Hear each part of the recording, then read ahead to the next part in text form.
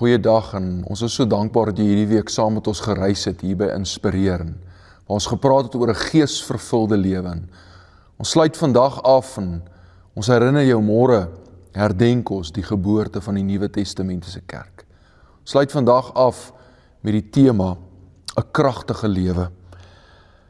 En Paulus skryf, hy sê, my rede my prediking was nie in oorredende woorde van menslike wysheid nie, maar in die betoning van gees en krag.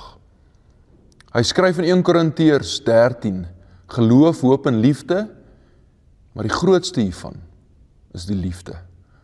Maar in dieselfde Korintiërs boek maak Paulus hierdie uitspraak. Hy sê, ek het nie na julle toe gekom met oorredende woorde, om julle te probeer oortuig nie, maar in die betoning van gees en krag.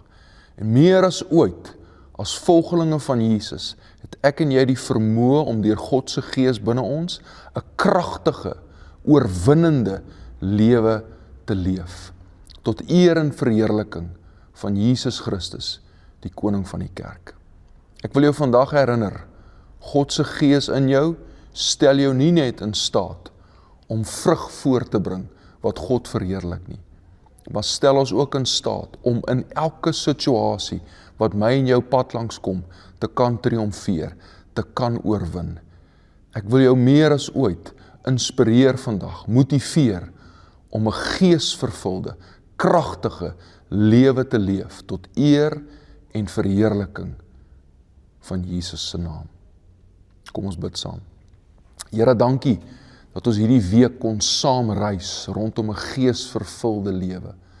En ek wil profeties oor elkeen se lewe bid, wat hierdie week saam met ons gereis het, hierdie video sal kyk. Here, dat ons in u krag, wat u binne ons kom plaas het deur u gees, sal leef en vanuit u krag lewe sal doen. Dat geen situasie ons sal onderkry nie, geen omstandigheid ons negatief of onder druk sal plaas nie, maar Here, dat ons sal weet, ek is tot alles in staat, deur God, wat in my leef, en in hom en deur hom kan ek lewe doen. Mag jy ons bly seën vir een rede, om 'n seën te wees vir ander. In Jesus se mooi naam. Amen.